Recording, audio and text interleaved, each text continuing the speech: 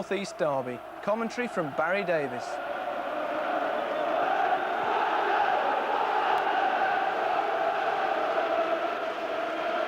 It's a Tyne and Wear derby with a difference. Everywhere you look, it's red and white. With the odd exception, the followers of the black and white are all watching on television. 8,000 of them in the Newcastle arena.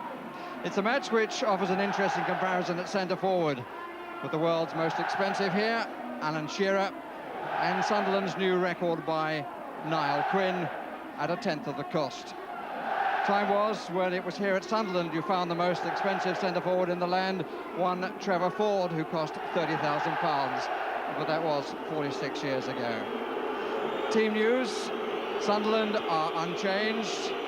Same side that drew at Anfield after their 4-1 victory at Nottingham Forest. Kevin Ball, the captain, is one survivor from the last derby meeting here. Paul Bracewell has seen this match from both sides.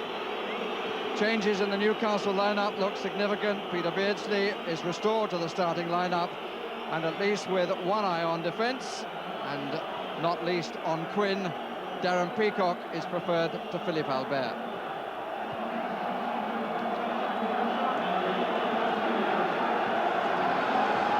Jeff Winter from Middlesbrough sets the 117th league derby underway between Sunderland and Newcastle.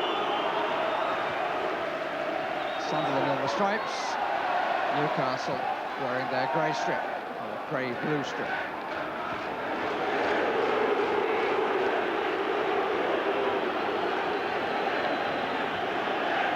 It's quite a breezy evening in the northeast. Surface looks immaculate.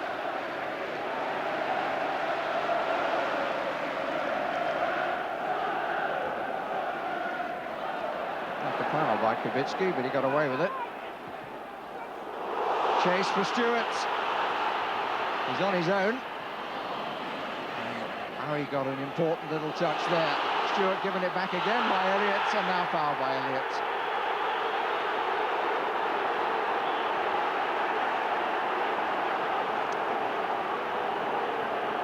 Ten minutes. It has been fast and furious. No score, and here is the first booking, and it's against Elliott. Lost control of the ball, and then, in the referee's opinion, committed a foul worthy of a yellow card.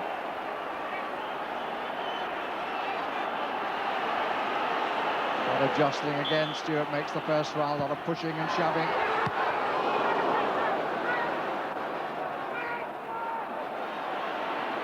Here's Gray, Bracewell. And ball. Against Ord.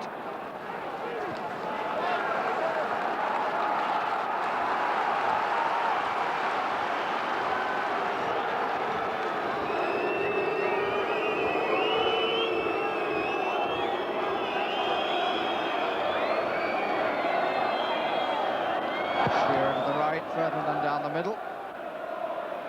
Cutting in is Shearer. He needed the header back by Richard Ord.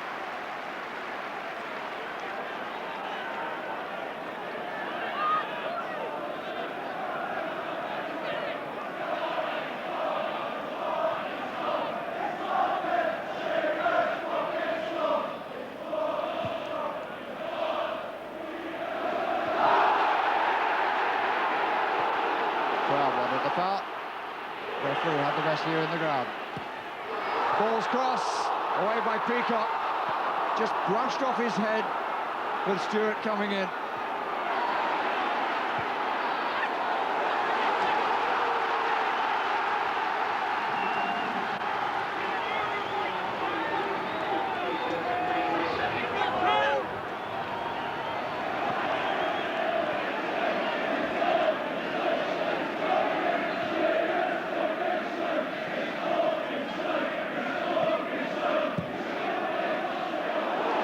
Stewart down the middle from the long clearance. Up comes Ball, Agnew to the right.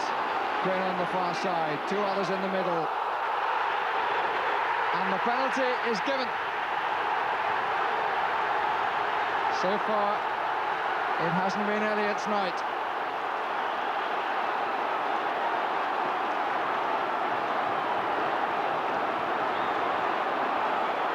Not a protest in sight.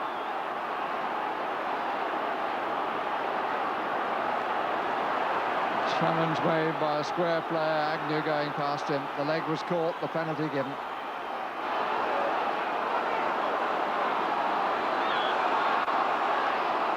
Martin Scott to take.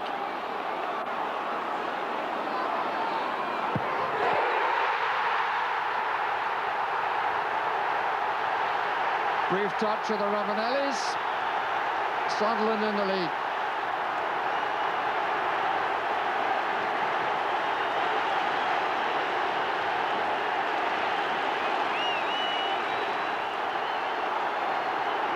A goal in the 20th minute and a very well struck penalty.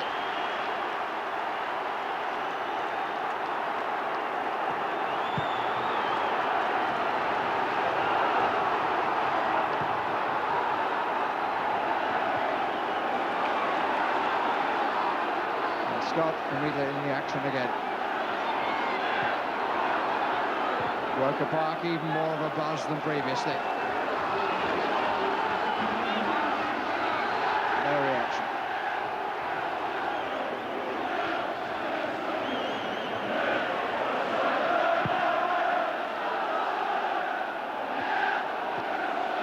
Solid header again by Howie.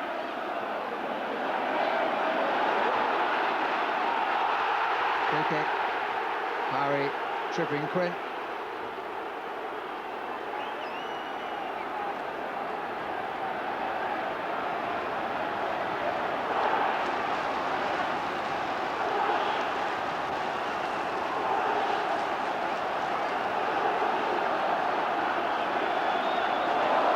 Melville's on the left and has Quinn behind him. Free the other way. Watson who won it. This is Gray. Some diving in, going on, and Gray got away beautifully. Just away from the head of Stewart. Batty. Did well. Beardsley, break left side was Ginola. Shearer down the middle. I'm not sure where he's going. Elliott. Shearer off the head of Melville. Pace has quickened since the goal.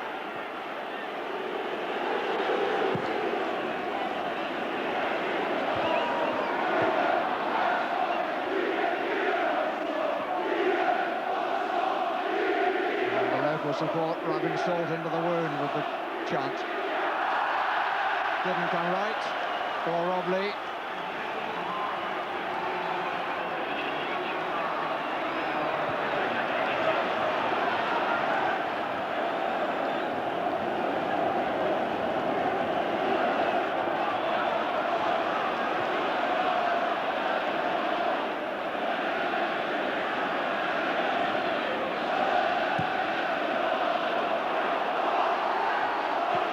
Peacock and Quinn. Quinn gets away briefly.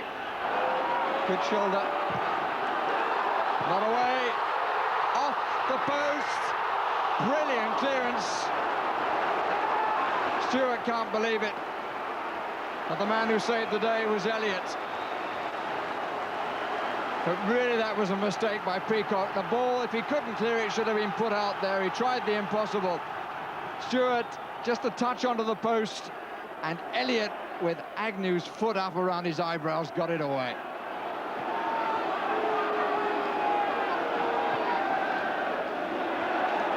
Ferdinand. Costly hesitation there by Les Ferdinand. Quinn. Bracewell. Looks for Stewart. Howie in attendance. Peacock to cover.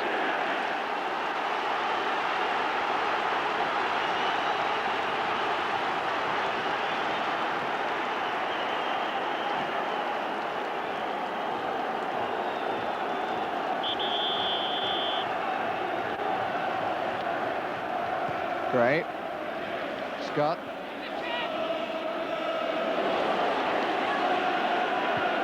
Bracewell.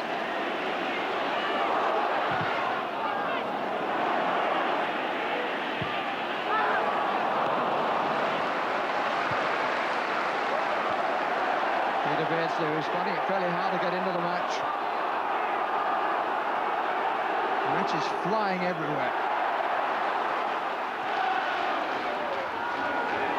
Batty. Sort of contest that he can certainly live well in. Flag was up for offside.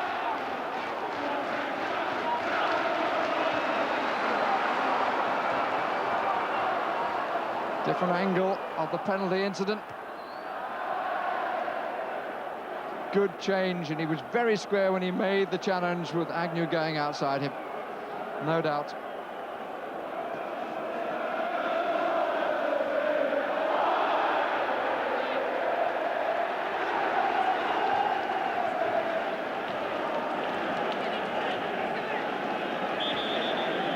Scott will take the free kick and invited to get on with it. Managed to pinch a couple of yards in that movement. Quinn to come from the right. Oh, Quininho as he's been christened here.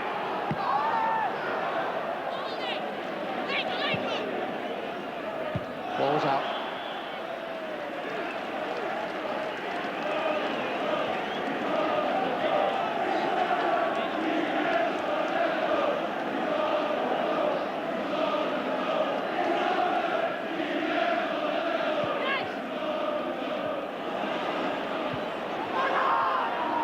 Quinn, bit quicker to react. Great. Good position by the goalkeeper. And again, the attacker was quicker than the defender. And Gray did well here. And so did Cernicek.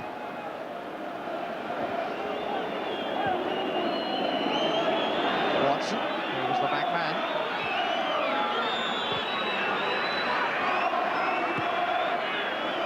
Can allow the space behind Quinn, not now. Melville's header.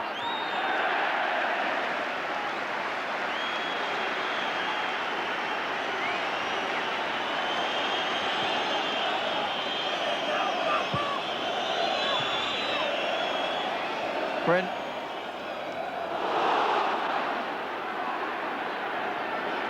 Bracewell. Half with some authority for Bracewell.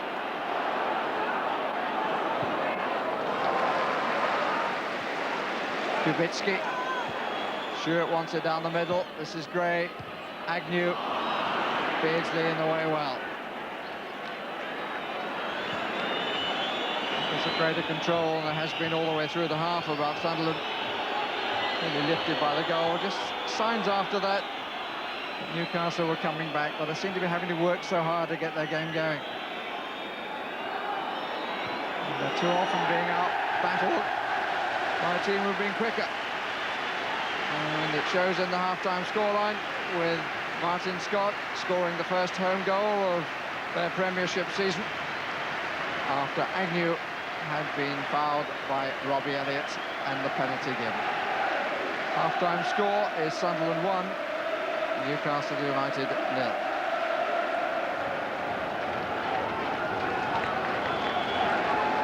On we go with a derby meeting that was born, in fact, on Christmas Eve 1898. It's the first of these, and Newcastle lead by 42-39 with 35 draws in league football. But up against it with very few friends around here. Sunderland, for the record, have scored more goals, though.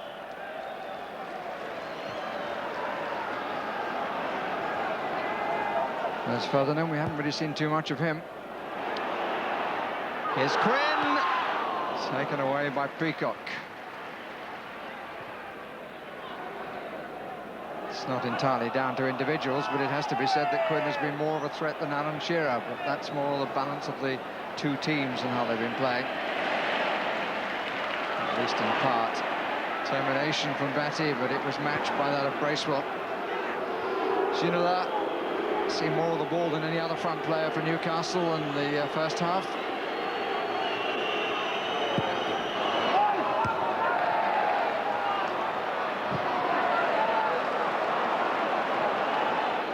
Quinn.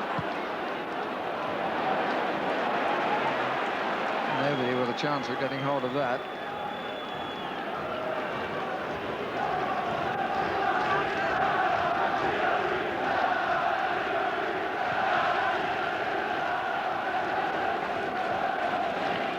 Beardsley.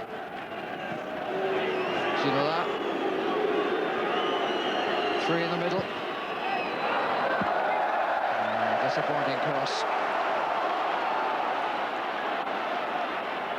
Gray.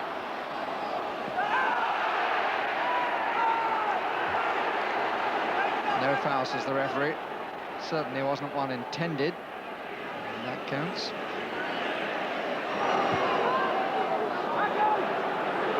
Actually, these days a foul is a foul, whatever. Ginola. That's a better cross. And forced home, but a foul by Ferdinand on the goalkeeper, says the referee. It was a predictable outcome.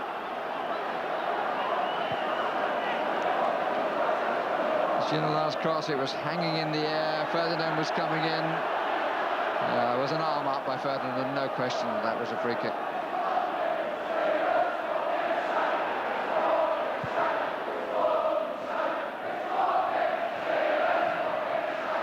Elliott. That's too much of Ginola.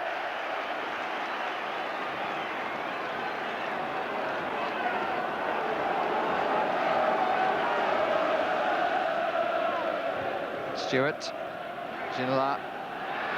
Too good for Batty as well.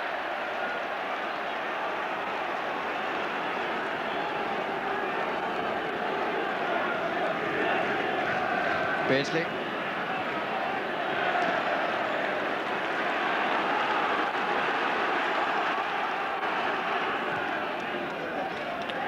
Play by Kubicki. Bracewell. Still. He's had 3 tries now. And they've all ended rather that way, but he can afford to smile with his team in front. What a contrast there. What do you do when so many of your players are playing well below their known form?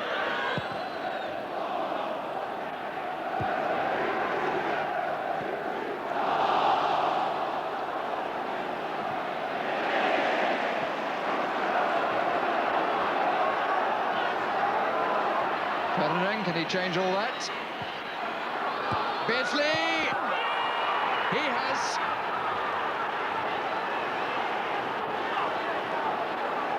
Suddenly, Roker Park is a place of quiet, and Ferdinand, for the first time, was a threat.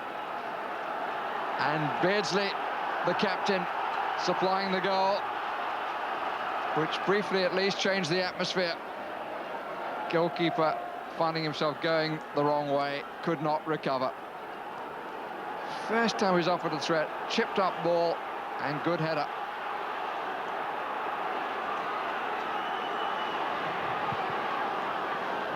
(1-1), and Newcastle all square in the 7th minute of the second half.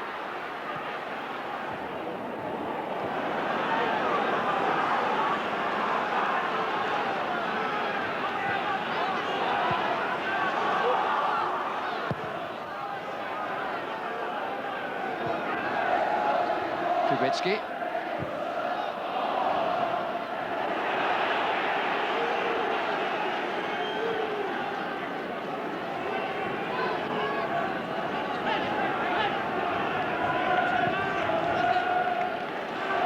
Pulled a bit by Kubicki. It's not a bad try by Les Ferdinand.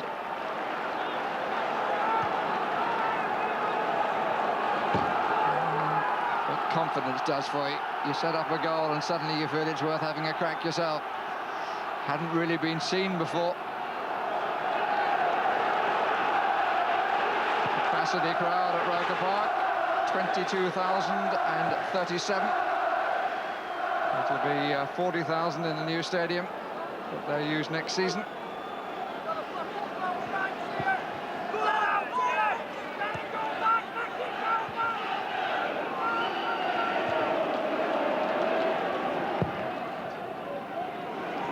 Into the last half an hour of the match. And it's quite finely balanced now. Beardsley's goal has certainly changed things.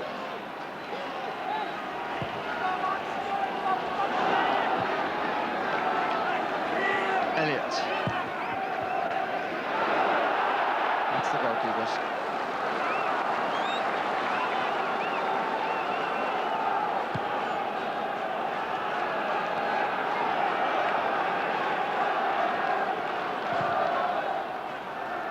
Quinn.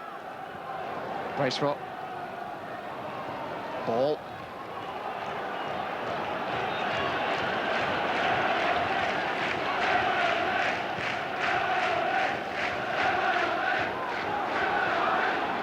Ginola. Ah, it's neatly done by Lee. Looked to do it as the ball was coming to him. Good play by Scott. Quite why all turned in that fashion is difficult to understand. Last person in the world you'd want at your back.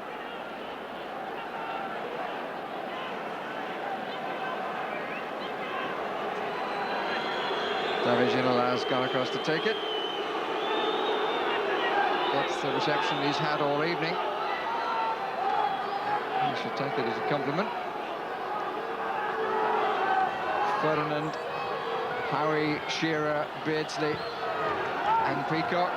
It's met well by Ferdinand, and it's 2-1 to Newcastle. What a change, both in the team and in particular in Les Ferdinand, who was so quiet in the first half. Set up the first goal and has now scored his first of the season. And maintained his record at Newcastle of not going any more than 3 matches without scoring a goal. Really got up well, attacked the ball, headed it down with such pace that it was too good for Tony Coton. Newcastle lead 2-1.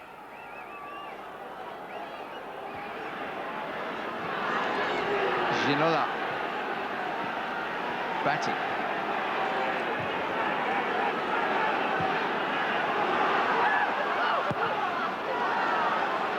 Watson.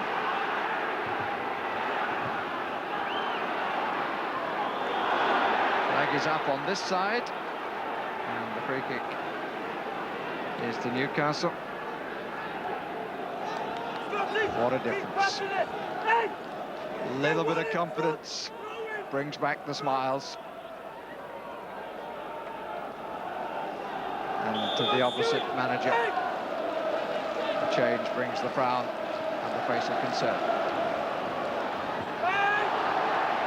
Accidental challenge as the referee. Accidental collision. Stewart, Quinn, Agnew. It's a good try. Well, actually, it was pretty straight for Cernicek. Struck it cleanly, but it didn't have the power, and it wasn't going away as it looked the moment that he hit it. Comfortable catch.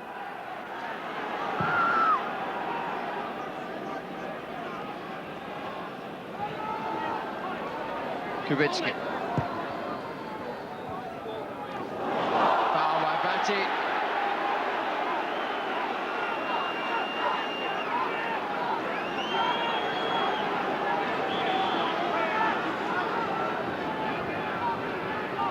First substitution will be made by Newcastle.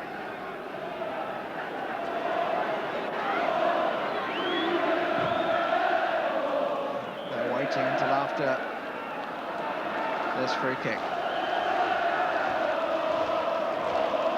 Into the last quarter of an hour. Kubicki to take. In comes Quinn, out comes Cernicek, and oh, goodness me, you lucky man. Does that from time to time, as I suspect his colleagues know well. Came out, had it and lost it, and there it was sitting for him to take away again.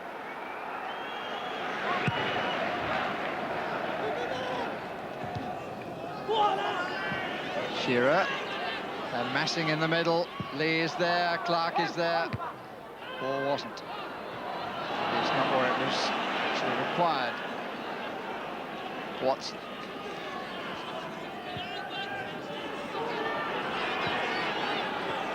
Lee. Ginola. Suddenly everybody wants it. Well, not suddenly. It's been that way ever since the equalising goal for Newcastle. Changed the match.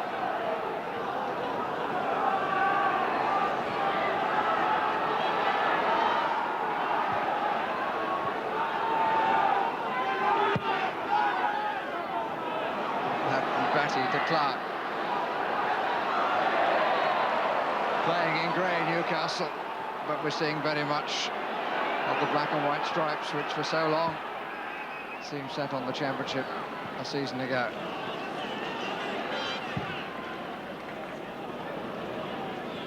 Quinn just wouldn't sit for him. Bracewell.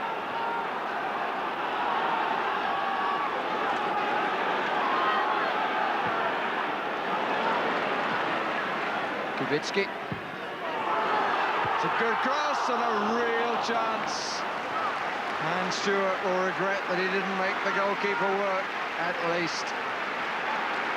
Really good cross by the pole. Climbed well, but still managed to head up.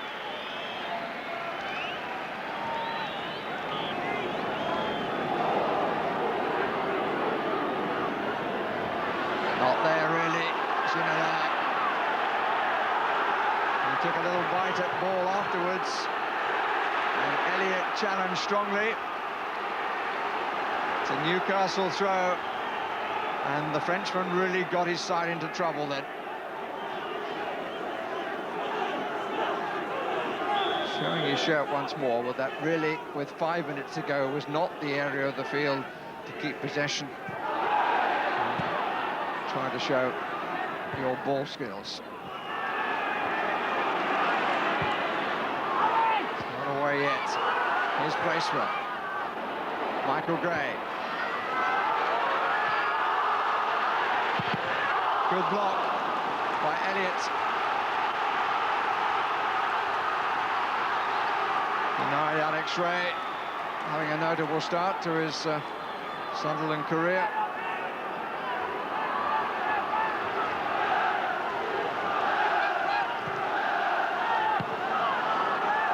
Only half away. That could have gone anywhere. Went wide. Michael Gray unlucky. Cernacek, who was rooted to the ground, just saw it flash away. But all this spell has come. Gray really mishit that, it came off the outside of his boot. All this spell has come as a result of some extravagance by David Ginola. Shearer. Gray, the free kick has been given for the challenge on Shearer.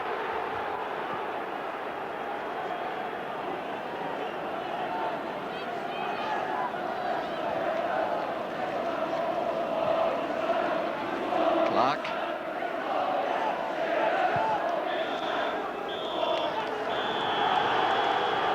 Kevin Keegan said yesterday he wished his season could start again. I think it might be said that Newcastle's season has started now.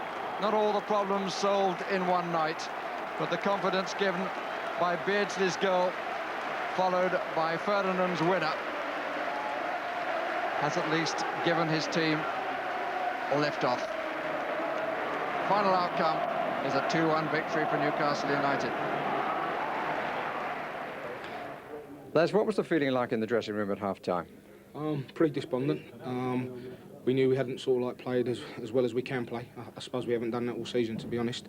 And you know, we talked about it and said, look, we've got to get ourselves together, get our act together, and we knew we could perform better than how we performed in the first half. First half, we're out there and we're doing well, we're playing well, working hard. Second half, first 15 minutes, we didn't hold her up. The front man didn't hold her up as well as I would have liked. And Ginola got plenty of the ball off throw-ins mostly, which is too easy. And they've got 2 chances.